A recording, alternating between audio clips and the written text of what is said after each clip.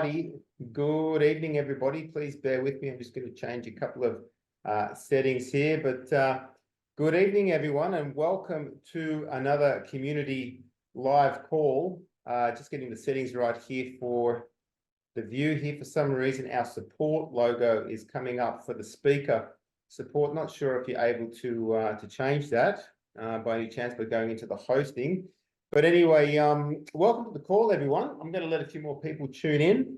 Very, very important issue we're going to be discussing tonight, which is the senseless slaughter of these beautiful horses in the Kosciuszko National Park, the Brumbies. They're an iconic horse. They're part of our heritage. And there is just so much government bureaucracy and blatant animal cruelty going on down there right now. This has been going on for a long time. And for any true blue patriotic Australian, we know that these are the horses and the bloodlines of the horses that carried our grandfathers and our great-grandfathers into cavalry charges and the First and Second World War, the cavalry charge at Beersheba. Incredibly iconic horse. And for those of you who are aware, obviously, of the larger agenda, this whole Marxist and communist agenda that's kind of sweeping the world is looking for, I guess, what they call cancel culture. So they infiltrate countries and they try and destroy the heritage of that country. And it's hard to think of anything more important to Australian history than the Brumby, anything more iconic, quite incredible. So please tune in tonight, folks. It's a really important cause. I think what I love about this, I guess, this cause is that it unites so many people, whether you're on the left side of politics or the right or somewhere in between, whether you're gay, straight, old, young, rich or poor. I think fundamentally, as decent human beings, we're all opposed to animal cruelty. And this is some of the most hideous animal cruelty that we've ever seen anywhere in the world. It's just ghastly what they're doing. And so we've got two very, very special guests here tonight who put their time aside to shed some light on this issue and give us all a very important update.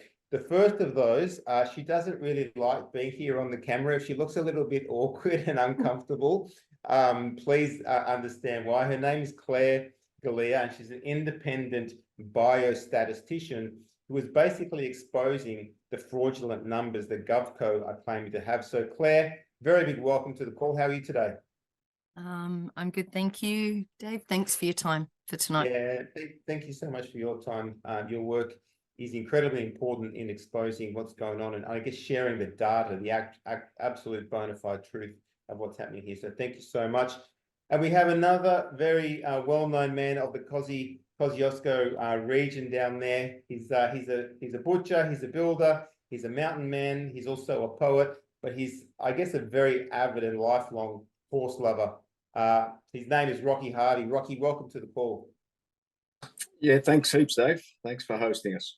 Yeah, look, Rocky, I'm just going to, I don't know you that well yet. This call's been pulled together pretty quickly. This whole situation is incredibly time sensitive because if this doesn't get stopped, it's my understanding that these horses are going to be eradicated forever. So, Rocky, if you can give us a bit of a sense of your role in this fight to protect and save the Brumbies, how long you've been involved, and just bring us up to speed, up to date where we are current day, Rocky. Yeah, so look, I haven't been involved in it for a hell of a long time. I first got involved when there was a mass mortality event out in Snowy Plain, which is part of the Kosciuszko National Park. And I was just astounded by the parks just leaving such a huge number of carcasses in such a confined area, right next to crystal clear creeks that, I would routinely drink from. And I suppose after that initial involvement, I started looking at the numbers. I'd never been involved in the numbers before, started looking at the numbers, and got in contact with Claire and said, like, we need to do something about this. We need to do an independent count that's can really verify this data because there's such big holes in it. And we've seen this, everything that comes through GovCo seems to have big holes, whether it be the so-called stats that came out regarding the whole COVID thing, or whether it be, wildlife or Brumbies in this case as well. I think there's a massive loss of confidence and transparency and authenticity in the government. if you can give us an idea, I guess, first of all, what's the official government story as to why they have to slaughter all of these beautiful horses? Look, geez, I don't know whether I'm the right one to answer that in full, but I suppose National Parks agenda, I think they would way prefer to have no horses whatsoever in the national park. There's a legislation in place that says they need to retain 3,000 horses in the park for their heritage value. I think that came into effect in 2018. You know, and we're concerned that they're using incorrect numbers to run an agenda of, you know, potentially reducing the number way below that, you know, by relying on incorrect data. And why do you think, I have my own suspicions around this, but as someone who lives in the region and who's a passionate horse lover, why do you think they're so determined to exaggerate the numbers so that they can then go out and say, right, we have to eradicate this many, which would lead to the complete eradication of them all? Why do you think they may want to eradicate all of the Brumbies from the national park? What's the reason? Oh, look, you know, I suppose there's a big green push, you know, and the Greens tied up with the Labor government at the moment. But if I can jump in there for a second, like we think about Greens wanting to protect wildlife, wanting to protect things. This is horses being pumped with as many as 15 bullets from the air into the gut, dying a slow, horrible death. They're decomposing carcasses, then infecting the water with all sorts of things. Like, why do you think it's so barbaric? I'm at a bit of a loss on that one, mate. It's just staggering, you know. It is staggering, and how they can leave them. You know, if a farmer left 60 cows in his paddock, he would be crucified by, you know, pollution control. Yet national parks do exactly the same thing just over his boundary or her boundary, and they say it's returning nutrients to the environment. You know, it's just absurd. You know, how they could be. You know, I just don't understand how it works. And you know, we're all baffled. We're constantly baffled by what this government is able to push and what they're able to get away with. And I'm really hoping that we can get more and more eyes on this.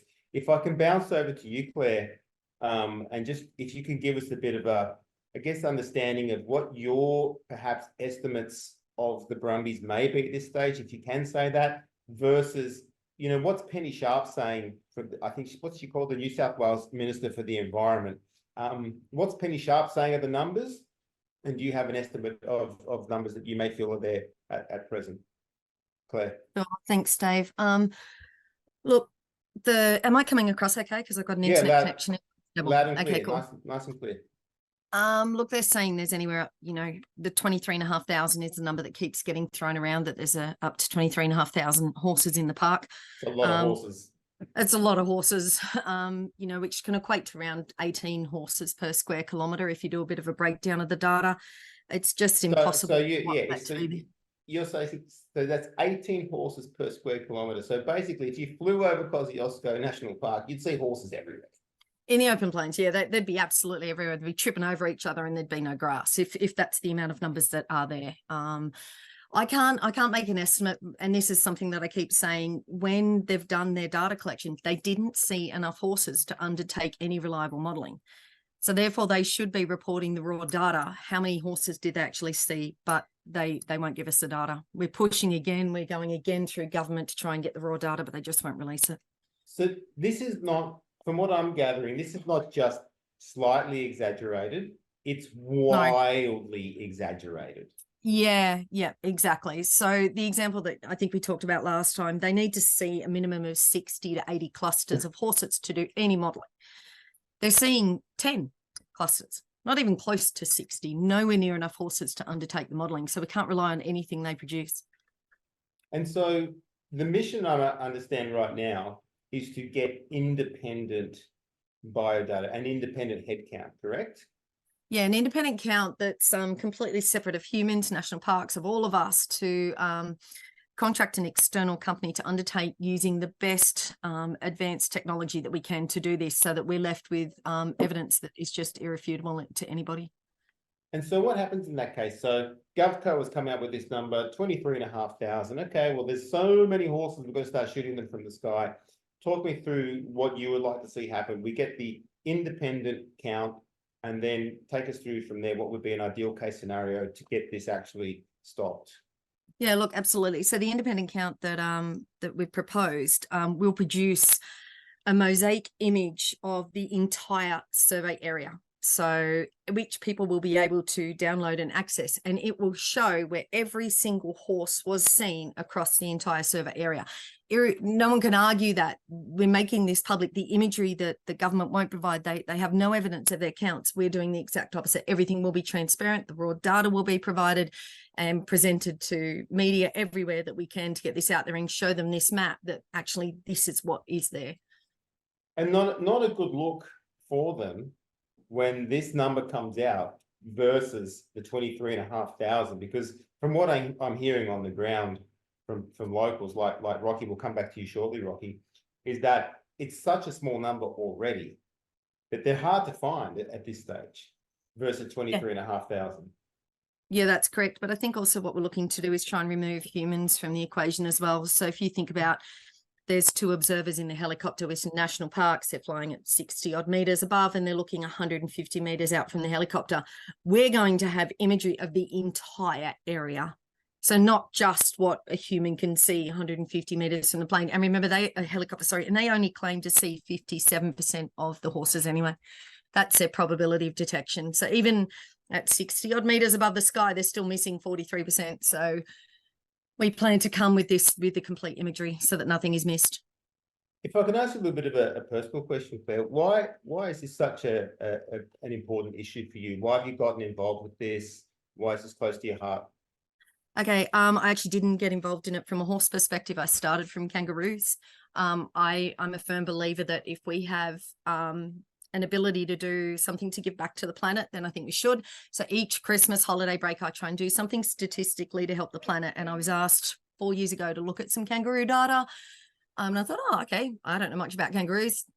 Have a look, and it was absolutely appalling. Populations decreasing by 99%, and the blatant lies, blatant mistakes. It was absolutely frightening. And I'm like, what? We're killing 2 million a year for soccer boots? Hang on. I thought there was plague, and there wasn't. And looking at the data there, there's an area the size of Tasmania that had 450,000 kangaroos. And if by the end of 2020, the quota had been reached, they would have left 77. So, and then I went after the person who does the methodology, went into a kangaroo inquiry, and he quoted that his work was peer reviewed for the horses. So then I'm like, hang on a minute.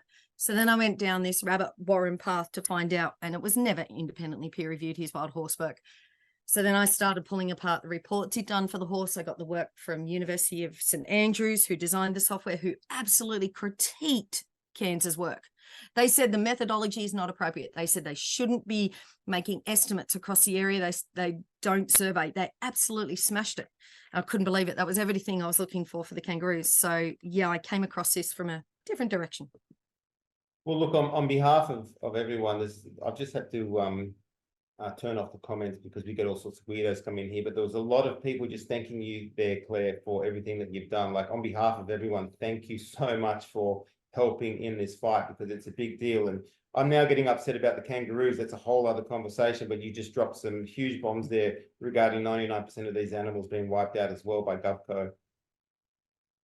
Sorry, I didn't mean to do that. I was more giving my story of how I got here.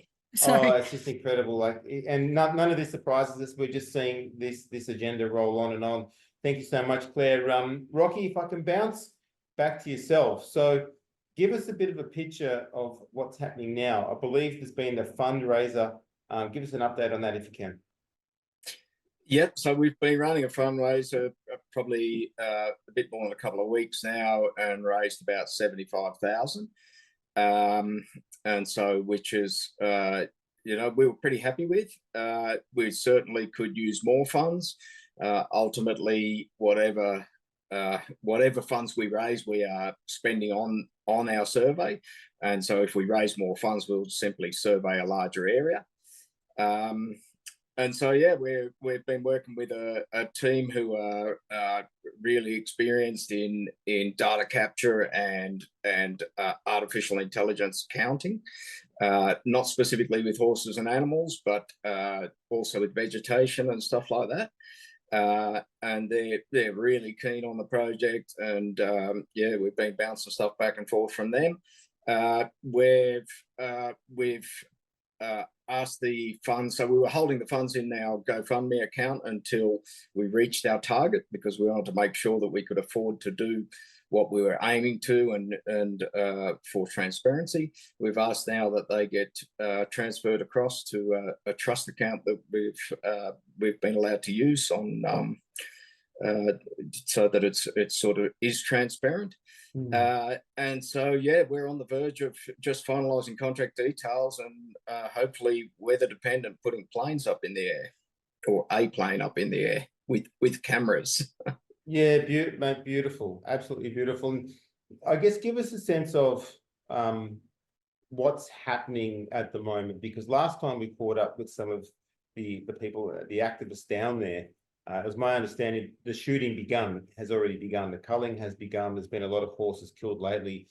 Can you give us an update on that? And if you could also, one thing that blows my mind, Rocky, is even if there was a need to kill these horses, why couldn't they just be given a tranquilizer and then it done humanely? Like this idea of low caliber rifle from the air up to 15 bullets to drop a horse, it's just absolute animal cruelty.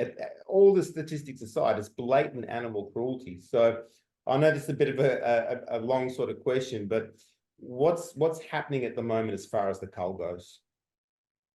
Look, national parks play it pretty tight, and so they ran a trial heli shooting event, I think in November. Reported those results with the RSPCA backing them, saying it was a humane way of doing it, which is sorry, hold on. You just said the RSPCA said it's a humane way. This is astounding, Dave, because like I just I know horses, and the first thing they're going to do when they see a helicopter is to run from it. So the chase would begin at a point, and then they would start shooting at the first horse. And so I don't think they've really reported. I have read the results of the report, but essentially, I don't think they've focused on the whole mission, as in if they approach a group of horses, whether it's 10 or 20, their aim is to kill the whole group of horses. They start chasing the first one, shoot the first one. They did report that it was an average of 7.5 shots per horse, with up to 15. And so I just can't fathom how anybody can say it's humane to chase a group of horses, gun them down one by one. The whole event, I don't know, with 10 or 20 horses, how many minutes that runs for. But I can't see anybody rationally arguing that that's humane. At best, if it was humane for the very first horse, and even then, I think that's really not feasible. But for the rest of them, I can't understand how you could claim that. No, absolutely not. And one thing I really got, and if you could, I guess, elaborate on this a little bit, but I've never been in the presence of Brumbies, and people tell me that these creatures are they're almost like they have a magical presence about them. There's something very special about the Brumbies. I'm guessing that's been your experience as well, Rocky, over the years, and probably why you're so passionate about them. Look, all horses are special, and Brumbies are horses. And so, if you hang out with horses a lot and then you go hang out with horses in the wild, of course, they've got a different place, and people, there's people arguing that they're no difference to a pig or a fox or whatever. They simply are. They've been, entwined in human life for thousands of years, and they've got a different place. It's just that simple. They deserve a different level of respect, I think. 100%, especially the role that they've played in our heritage and our history. I couldn't agree with you more. Give us a sense, Rocky, of what you would like to see happen here, right? So we've got this, obviously Claire's told us about the numbers and you understand that the numbers are completely exaggerated. Talk us through what would you'd like to see over the short term, because I understand this is pretty time sensitive as well. They are going to start shooting again or ramp up the shooting. What's the ideal case scenario? The head count comes out, it gets presented to Parliament, and then what happens? Or give us a picture of what that may look like ideally for you. Yeah, so look, national parks do play it tight, so I think it's a bit vague on what they're planning as far as future culls. I don't think they I think they deliberately don't release that information too far in advance.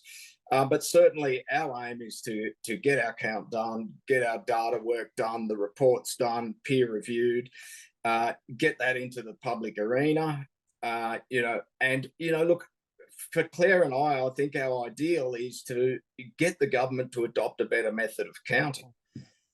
What they're using at the moment is just ludicrous. And so, and this is not just for horses, this technology has application for other animals, kangaroos, koalas, whatever, this is all developing technology. It's going to improve.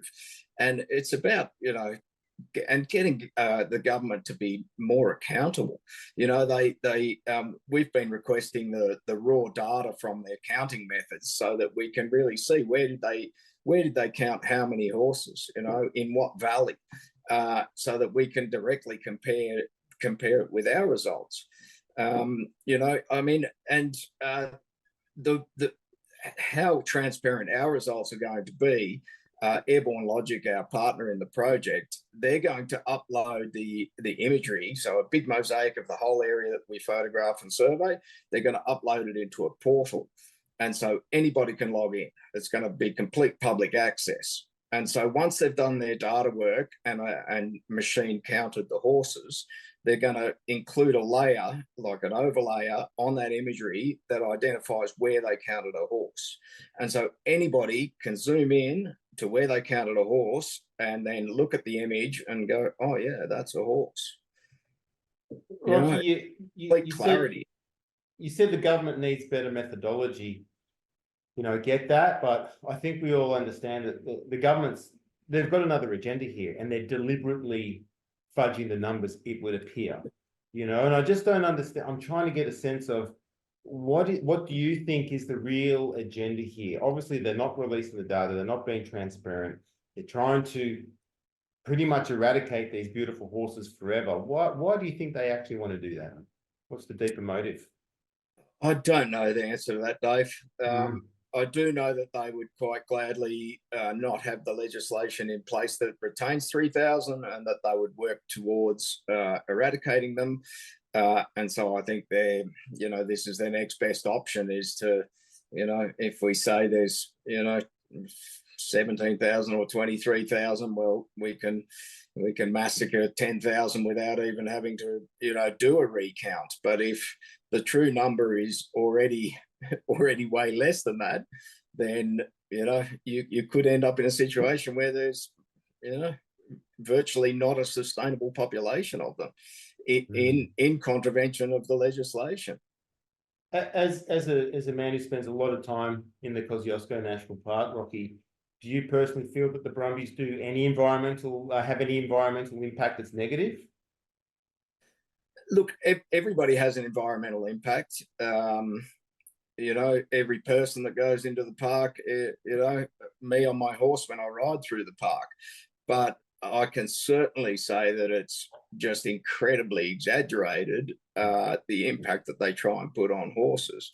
You can see these isolated photos of a few hoof prints in a creek crossing, but I can guarantee that 9/10 of the time there won't be another single crossing in that creek for kilometers in each direction, because the horses choose to cross a creek where it's got a sound base in it. They hate bogs, and so all this talk about them destroying bogs and stuff, horses absolutely hate bogs, and they avoid them like the plague.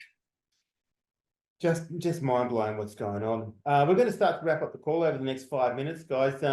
Claire, if I can bounce back to you, if you can give us I guess a bit of a feeling of what's happening down there in the community, if you've had any contact with people in the community, in the region, how they're feeling about the situation on the ground right now. Anything you've got to, or you can shed light on as far as that goes?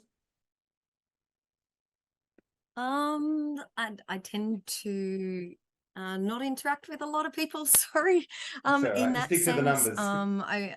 yeah, I do, sorry. And I've Mhm. been responding to a lot of documents that have come out from the inquiry. So like weeks and weeks of work responding to that in terms of contradicting, saying, oh, the numbers are valid, etc. And yeah, so I've been working on that mainly and working with the recount and coordinating with the team over the recount, which is, as you can imagine, a lot of work.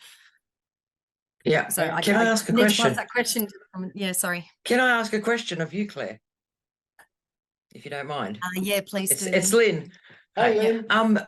Hi, how you going? Good to see Dave you. and everybody. I'm just wondering, Claire, what do you think would be the best form of counting thermal, or what is your ideal scenario? And I would imagine that it would follow very closely, as much as possible, to the flight paths of the government's count to compare apples with apples. Do you agree with that, or have you got other thoughts on that, Claire? What do you feel would be best from a statistical point of view to be able to throw it in the face of the government, basically? Sure, absolutely. I mean, are we talking money, no object in this question? So if I had all the money in the world, which would probably be about $2 million with need, I think there would be a different prong of tax. So firstly, definitely the way we're going with the imagery that we'll be obtaining that does a complete map using machine learning. Firstly, that method removes all human error. And human error in counting, and the human error in the modeling, the human error in the failed assumptions. We get rid of all that crap, and the machine learning will produce that count estimate. That's the first way that we definitely need to go. That is affordable. What's the price tag on that, roughly? You know, and then if we rate, sorry. What would the price tag on that be as a ballpark figure? Well, the GoFundMe was set at around at $75,000 to undertake Based on that. Sorry. Yeah, sorry, based on that, what are you saying? Yep. Yeah. And what so about the flight path? Yep. So that would be the first option, so that we can, because we need to remove statistically the modeling that they've been doing. And this is the way that we go about it, so that we can develop a machine learned model which identifies horses. Then if I had all the money in the world, I would flight path the entire national park, run that through the machine learning model, and then we would have this perfect mosaic which identifies every single horse in the park. So money, no object, that would be the first option, and that's what we would do first. Second, yes, I definitely, you know, if we had another $35,000 to $40,000 after we've mosaiced the whole park, we could replicate the National Parks and Wildlife headcount, fly their exact same path and do that. But that would need to be done over 2 days, adding in what's called mark and recite capture. Now, I myself, Joanne, Alan Langham, we went into New South Wales Parliament. We argued black and blue for that, and the government rejected any motive of that and won't accept that whatsoever. So that's one reason why that going down that path, although yes, it would be another validation, etc., getting that onto government floor, they won't listen. Other parties have gone down and done that. Other parliamentary people have been down there and done that, and they just won't listen. The evidence that's going to come out of this count will be photographic. Here it is the mosaic of the whole area. And then I guess third, again, if we had all the money in the world, then yeah, we would thermal image the park. But there's some challenges in doing thermal imaging, which we've been looking at over the last few months, working with with this flight crew that we've been talking to, and the machine learning guys who are amazing. It needs some work in terms of that area. And what we've come to the conclusion that RGB, so looking at normal color imagery, would be the best way to go at the moment. If we can then replicate national parks with another 50 grand, great. If then we get another $100,000 or whatever, and we can do thermal imagery as well, that's great. But time is of the essence. We need to get up there, and we need imagery which shuts them up. This is how many horses, this is where they were, and here's the model, here's what to do. Let's now map the rest, and you can run the model. So what we're trying to produce is not just this one mosaic map and a total population count. This will be peer reviewed. It will be unique and absolutely verifiable, so that we can, after this first plane run that we can go up, if we raise more money, or I don't know, some famous person donates millions, we can go down and fly the whole thing and then just run that data through the model. It will be there, and then it can be done anywhere, for any, for any horse across the country. And then the model can be developed for kangaroos, for everything else. I mean, these plain guys have got experience already in this. So it's like, how can we best shut them up with evidence that can't be argued as quickly as possible, with a budget that seems huge but was achievable? There's so many things at play here, because we just don't have $2 million to do everything that needs to be. Does that That's a answer perfect the question? summary. Yes, that's a perfect summary at the end there, Claire. Thank you. Makes sense. And Claire, can I just say, you've got so much respect. Sorry, Rocky, I don't really know you, so hi. But Claire, I know that you've got a lot of respect with your expertise, and I know a lot of people jumped on board with you, and obviously Joanne Canning. You've both done so much work statistically, which people seem to listen to statistics rather than, I don't know, the truth, but statistics seem to back the truth up. I don't know why they seem to just like to look at numbers, but it works. Yeah. Thanks, well, Claire. let's hope so. So thank you. Yep, thank you very much. Great question, Lynn. Thank you so much. We're going to start wrapping up the call because I do want to be mindful of everyone's time. Lynn, while we do have you, is there anything you wanted to briefly add before we wrap up? Oh no, that's fine. I can see that Renee is going to speak, I think, is it? I'm not sure. I hope so. Oh, hello, Renee. I wasn't told you were coming on. Hi, Dave. Renee, it's in chat. give us a quick introduction Claire, on yourself. Please, just for our listeners, please let us know a little bit about yourself, and then by all means, go ahead.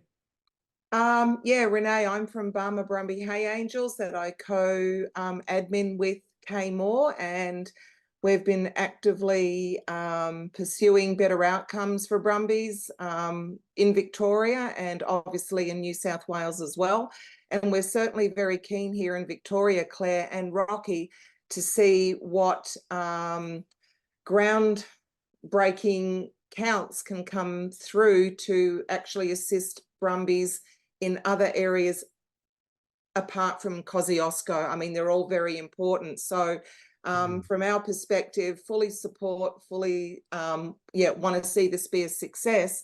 And I guess just a question to you, Claire, in what resistance would you expect from this count from National Parks Wildlife Services, the ministers, or invasive species, and how best can we minimise that on this count? Look, that's an excellent question. Thank you for that. And thank you also for your what you're doing for the Brumbies and your interests as well. And, we've also got people from Canada watching what we're doing. There's quite a lot of people who are interested in the potential for this unique verifiable project. I think what we're trying to do is, with the reporting and everything that will be coming out from this, everything will be transparent. So the raw data will be absolutely available for anybody and everybody to have a look at. How they can argue against a mosaic map, I'm sure they'll try, but this imagery will be done independent. So you've got to also remember that Rocky and I are facilitating this project. We will not be involved in any data collection, any analysis, any reporting whatsoever. And the peer review will also be separate academic peer reviews. So if they've got an agenda to come after myself or other people, which I've received documentation, which is, of that nature, this company is independent, and the evidence that will be there will be photographic imagery evidence through machine learning. It's no humans. Rocky, do you have anything to add to help me out here? Am I doing okay? You're doing great. You there, Rocky? I think she's doing great, mate. I know that's awesome. If I All could right, just sorry, go ahead, Renee. Please continue. Yeah, I was just going to say, at the end of all this, Rocky and Claire, who actually owns the data that's going to be collected? Because I think that's really important to know too.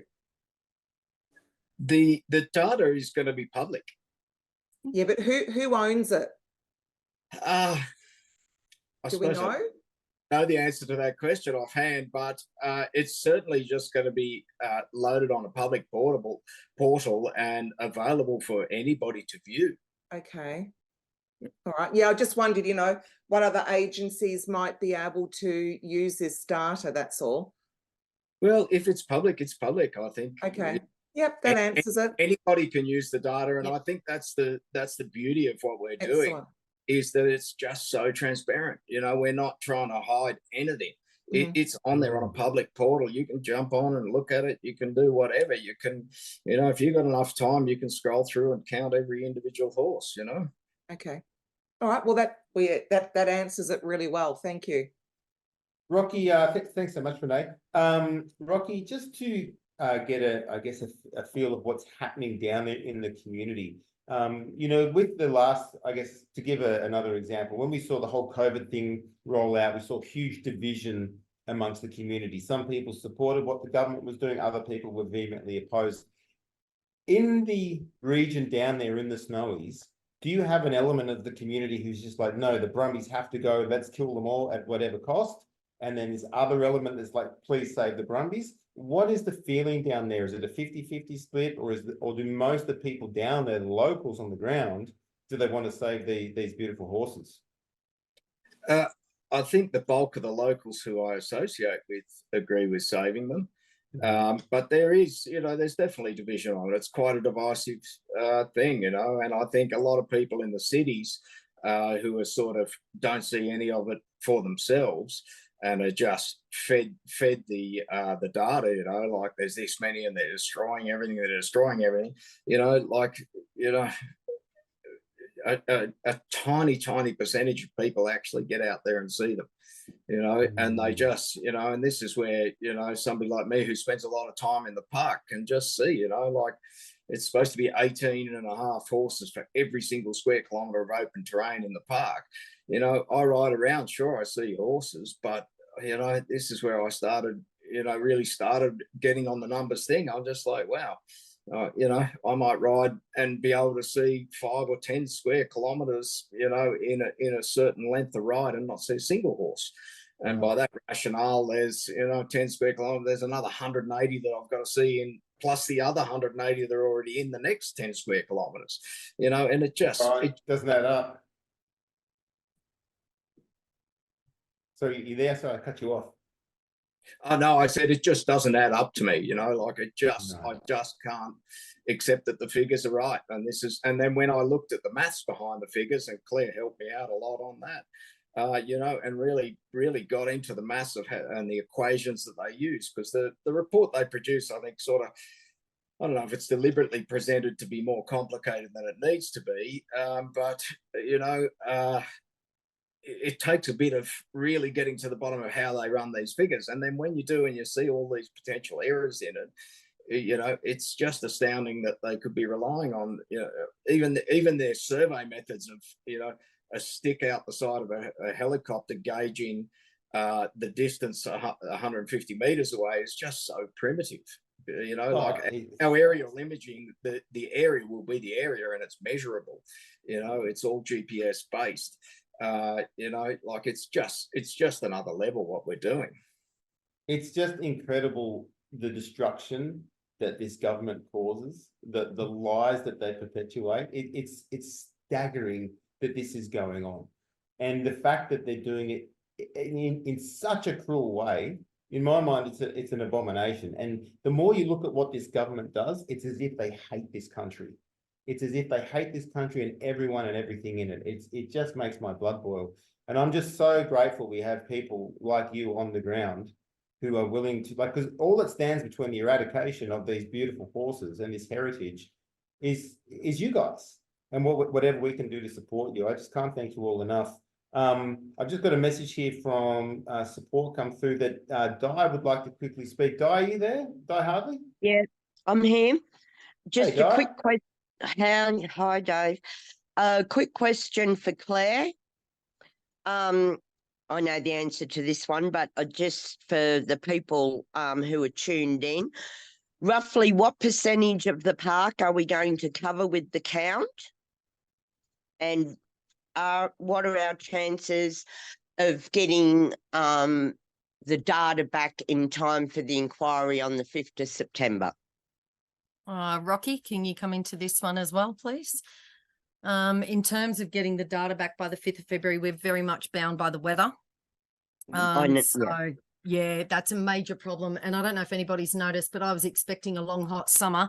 Today, my daughter was floating rubber ducks down the backyard with the floods. So the weather that the flight crew need, they are up and ready to, they're ready to go. They need certain conditions. If those conditions are not met, then so they look 10 days out and then they'll look 4 days out. If those conditions are met, they just literally cannot go up and fly, or it's a Yeah, I total know waste. you explained all this to me, but I just wanted you to So that's explain how it to everyone. our hands now are basically in the weather. If the weather can come out, and then from there, how long it will take to go through the data analysis. Rocky, can you answer that one, please? The percentage. So at the moment, the flight guys, the flight time is only a day or two, and so that's just timing with weather. The data guys are telling us about 6 weeks to do all the data crunching, reporting, and peer review. The percentage of the park, I can't answer offhand. And so, but what we are doing is surveying the open terrain, or a portion of the open terrain in the northern area of the park, which all of the reporting national parks have done. That is the majority of the horses in the national park. And I don't have the stats in front of me, but I think, something like 70% of all the horses in the national park reside in the open terrain of the north of the park, which Northern end, yeah. The northern end, Yep. which I think as a whole is only about 8% of the national park. Now we're only surveying a proportion of that area. As percentages, I don't know, but and there's a lot. It's very vague how they've defined what's open terrain in that area.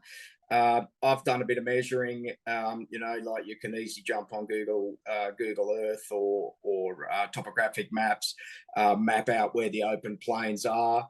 I think we're sort of aiming to survey something like half of those open plains, which I think is a reasonable percentage. If we had So that'd be about 35% of the 72% that they cover, roughly. So I'm not following that maths, Di. Well, you said that they cover 72%, and you said that you're going to cover half of that. Well, that's around, 35, 36%. Sorry, what was the 72%? Of what they cover, national parks, in their survey, like 72% of the northern end is where the majority of horses are. No, sorry. No, that figure, about 70% of all the horses that exist in the whole of the national park live in the northern end of the park. Yes. Yeah, that's right. Right. And so and quite a high proportion of those horses live in the open terrain of the northern part of course. And so, we're aiming to, and ideally we would survey the entire open area. The reason we focused on the open area is for a couple of reasons. One is that it has the highest density, and that is, quite well accepted. But the other is that it has the highest success rate for us with imagery. Obviously, if you're trying to detect horses under trees with AI counting, it's going to be tricky. It's not going to happen. Yeah, that's right. Terrain, look, our guys are telling us that, a horse in open terrain with the imagery we're obtaining, they are going to stick out like the proverbial dogs, what. Yeah. So if we just say, for instance, if we got the plane up next week, we had roughly around 6 weeks to that for all the data to be analysed and peer reviewed. So it's, even if we got it up next week, it's still another 6 weeks on top of that before we've got anything solid. That's correct. And, yep. and how Okay. and in that 6 week period, are they going to still be culling horses from the air? Dave, as I said to you, I don't know what their schedule is. They play it close to the chest. But, look, we have been approaching this as fast as we possibly could. Ideally, I would have preferred that we ran the fundraiser a little bit later so that we really had our contracts in place and our targets in place. We've run it a bit concurrently, to try and fast track this. We've got to get it happening. Yeah, beautiful. Well said, Rocky. Michelle, I'm not sure who you are, Michelle, but Michelle's just been unmuted, and I've been told you're a very important player here in this fight. So, Michelle, welcome to the chat. Give us a very brief intro on who you are, and please share with us what your perspective is on all this. Hey Dave, I'm Michelle. Michelle from Michelle and Ian's Snowy Brumby Photography Adventures. We document the park. We have so over the last 8-9 years. We Beautiful. know the horses, and yeah. Hi Claire, hi Rocky, how are we? I just wanted to ask a quick question. With the AI, is it going to be difficult to count horses under the trees? Am I correct in saying that, or are they going to pick up the horses under the trees, you know, if they're in the tree lines? We're not surveying treed areas, so we've deliberately chosen the open terrain. Like I said just before, that's twofold: highest density and also the easiest to train the software. We haven't really delved into how feasible it is to train the software to detect under trees. So no, I don't really know the answer to that, but we're definitely aiming to do that. Okay, thanks, Rocky. Dave, can I just take a minute to explain how the machine learning will actually work? Because it's so awesome in terms of, like we hear all the negative AI, this stuff is incredible to remove humans. So what they'll do is they get the machine to start to identify images or pixels that make up a horse. And so the AI will develop an image of what a horse is. And then what they do is once they've completed that model recognition of a horse, they then will map that over the area thousands and thousands of times. So this machine learning will just keep running and running and running nonstop, 24 hours a day. These machine learnings run, and to, true test over and over for false positives all the way through to find those horses. So the model that we're developing is what we want is going to be unique and completely verifiable on the open terrains. Once that's done and we've developed that model, and as we've got interest in Victoria, from Canada, everywhere, then we can start to go further and say, okay, well, what if we have more money, we can survey this, and then we can train the model again to keep going, and just put the whole question to bed of how to count these horses. And that's the biggest picture that we're trying to do. Yeah. Yeah, no worries. No, sorry, that sounds good, Claire. Thanks for that. But there was just one other question. Sorry, I don't want to take up too much time. No, please go ahead. Thanks, just with the inquiry, sorry, Di, you said September. Did you mean February for the inquiry to start back up again? Yes, February. I thought it was February. So, I was thinking we're going to be in a whole lot of trouble if we're waiting for September for the inquiry to start back up again. So, the option that I also have, and Rocky and I are working on this along with Airborne Logic, our partners in this. I, as a witness, when I was called, I was also given the opportunity to submit anything and everything I want up until the midnight on the 23rd of September. So I've got to respond to supplementary questions and all the stuff coming in.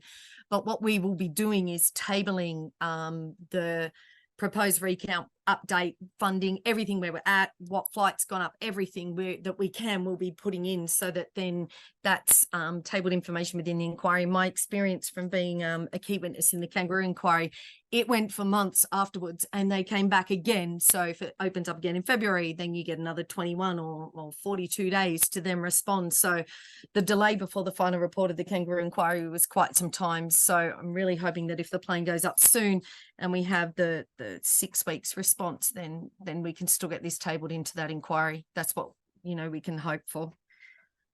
Beautiful. Yeah. Okay. Great. Rocky, do you have anything? Was that okay? I'm pretty good. I think we've pretty much covered everything, eh? Yeah, look, if there's anyone out there who's got anything urgent just to add before we wrap up the call, we've definitely gone over time. It's been a fantastic chat, and we'll have this up on the website shortly. Did anyone, Renee, Di, or Rocky, or Claire, or Lynn, you want to add anything before we wrap up? No, all good. There's a quick question. It will be a fixed wing plane flying at approximately 3,500 feet, to answer that question on the screen. So there's no disturbing of the horses or anything. All right, beautiful. Well, to wrap up the call, first of all, I just want to acknowledge everyone who's been listening here tonight. There's been over 60 people here on the call.